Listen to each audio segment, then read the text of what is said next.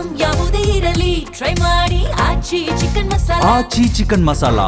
ಬೆಂಗಳೂರಿನ ಆಟೋ ಚಾಲಕರಿಗೆ ಬೆಳಗ್ಗೆ ಎದ್ರೆ ಸಾಕು ಆಟೋ LPG ಗ್ಯಾಸ್ ಸಿಗುತ್ತಾ ಇಲ್ವಾ ಅನ್ನೋದೇ ಟೆನ್ಷನ್. ಸಿಕ್ಕರೂ ಕೂಡ ಗಂಟೆಗಟ್ಟಲೆ ಕಾದು ಫಿಲ್ ಮಾಡಿಕೊಂಡು ಮತ್ತೆ ಮಧ್ಯಾಹ್ನದ ಮೇಲೆ ಅಥವಾ ಸಂಜೆ ಮೇಲೆ ಅವರು ಕೆಲಸವನ್ನ ಶುರು ಮಾಡಬೇಕು.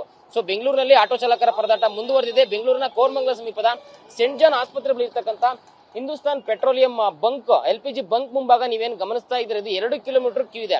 ಬೆಳಗಿನ ಜಾವ 6 ಗಂಟೆ 7 ಗಂಟೆಯಿಂದಲೂ ಕೂಡ ಆಟೋ ಚಾಲಕರು LPG ಗ್ಯಾಸ್ಗಾಗಿ ಇಲ್ಲಿ ಕಾದು ವೇಟ್ ಮಾಡ್ತಾ ಇದ್ದಾರೆ. ಸೊ ಇನ್ನು ಕೂಡ ನಿಧಾನಗತಿಯಲ್ಲಿ ಆಟೋಗಳು ಮೂವ್ ಆಗ್ತಾ ಇದಾವೆ. ನೀವು ನೋಡ್ತಾ ಇದ್ರೆ ಹಿಂದೆ ಕೂಡ ನೀವು ಗಮನಿಸಿದ್ರೆ ಅಲ್ಲಿವರೆಗೂ ಕೂಡ ಆಟೋಗಳ ಸಾಲು ನಾವು ನೋಡಬಹುದು.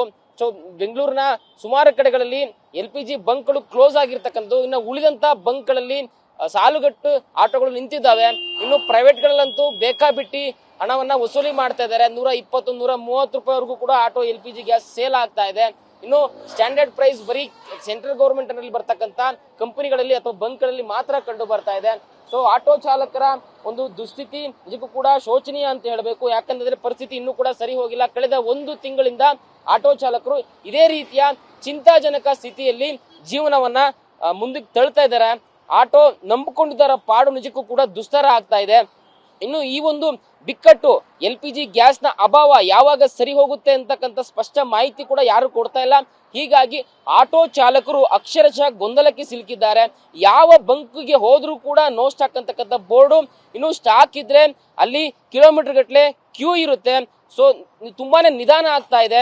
ಸೊ ಇವರು ಬೆಳಗ್ಗೆ ಎದ್ದು ಡ್ಯೂಟಿ ಮಾಡೋದನ್ನ ಬಿಟ್ಟು ಊಟ ತಿಂಡಿಯನ್ನ ಬಿಟ್ಟು ಆಟೋ LPG ಗ್ಯಾಸ್ ಹಾಕ್ಸ್ಕೊಳ್ಳೋದೇ ಕೆಲಸ ಆಗಿದೆ. ಇನ್ನು ಈ ರೀತಿ ಕಾದಾಗ ಮಧ್ಯಾಹ್ನ ಆದ್ರೂ ಆಗ್ಬೋದು, ಸಂಜೆ ಆದ್ರೂ ಆಗ್ಬೋದು, ಸಂಜೆ ಮೇಲೆ ಅವರು ಯಾವ ರೀತಿ ಕೆಲಸ ಮಾಡಿ ಅದನ್ನ ಮನೆಗೆ ತಗೊಂಡು ಹೋಗ್ಬೇಕು.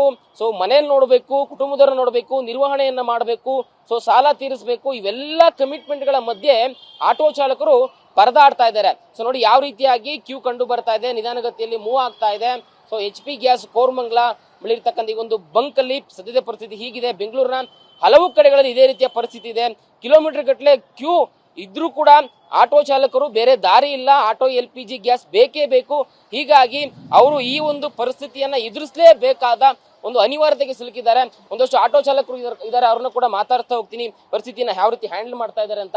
ಸರ್, ಬೆಂಗಳೂರಿನಲ್ಲಿ ಇದೇ ರೀತಿ ಪರಿಸ್ಥಿತಿ ಸುಮಾರು 1 ತಿಂಗಳಿಂದ ಮುಂದುವರೆದಿದೆ. ತಾವು ಎಷ್ಟು ಗಂಟೆಗೆ ಬಂದು ಸುತ್ತಮುತ್ತ ಎಲ್ಲೂ ಇಲ್ವಾ ಅಂತ? ಸರ್, ನಾನು ಬಂದು ಇವಾಗ 6 ಗಂಟೆಯಿಂದ ಬಂದಿದ್ದೀನಿ. ಎಲ್ಲೂ ಗ್ಯಾಸ್ ಇಲ್ಲ. ಸುಮಾರು 8-10 ಬಂಕ್ ನೋಡ್ಕೊಂಡು ಇಲ್ಲಿ ಬಂದಿರೋದು. ಫೈನಲ್ ಅಲ್ಲಿ ಯಾವ ಕಡೆನೂ ಗ್ಯಾಸ್ ಸಿಗ್ತಾ ಇಲ್ಲ. ಆದ್ರೆ ಗ್ಯಾಸ್ ಅಲ್ಲಿ ಕ್ಯೂ ನಿಂತಿರ್ತೀವಿ.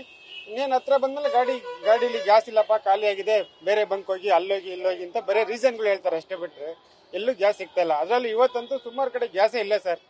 ಪಾಪ ಎಷ್ಟೋ ಜನ ಆಟೋ ಡ್ರೈವರ್ಗಳು ಗ್ಯಾಸ್ ತಳ್ಳಕ್ಕಾಗ್ದೇನೆ ಅಲ್ಲಲ್ಲೇ ಮಲ್ಕೊಂತಿದ್ದಾರೆ. ಕರ್ನಾಟಕದಲ್ಲಿ ಏನಾಗಿದೆ, ಎಲ್ಲ ಕಡೆ ಸಿಗ್ತಾ ಇದೆ, ಬೇರೆ ಕಡೆ ಸಿಗ್ತಾ ಇಲ್ಲ ಅಂತ ಹೇಳ್ತಾರೆ. ಬಟ್ ಆಟೋ ಚಾಲಕರು ಹೇಳ್ತಾ ಇರ್ತಕ್ಕಂಥ ಮಾತುಗಳು ಎಲ್ಲಿ ಹೋದ್ರೂ ಕೂಡ ಇದೇ ರೀತಿಯ ಪರಿಸ್ಥಿತಿ ಇದೆ. ಎಲ್ಲೂ ಕೂಡ ಸಿಗ್ತಾ ಇಲ್ಲ. ಸಿಕ್ಕರೂ ಕೂಡ ಗಂಟೆಗಟ್ಟಲೆ ನಿಂತು LPG ಗ್ಯಾಸ್ ಹಾಕ್ಸ್ಕೋಬೇಕಾಗಿದೆ. ಆದಷ್ಟು ಬೇಗ ಈ ಒಂದು ಬಿಕ್ಕಟ್ಟನ್ನ ಸರಿ ಮಾಡಬೇಕು ಅಂತೇಳಿ ಆಟೋ ಚಾಲಕರು ಆಗ್ರಹವನ್ನ ಮಾಡ್ತಾ ಇರುವಂತದ್ದು. ಕ್ಯಾಮ್ರಾ ಪರ್ಸನ್ ರಮೇಶ್ ಜೊತೆ ಲಕ್ಷ್ಮೀ ನರಸಿಂಹ, TV9 ಬೆಂಗಳೂರು.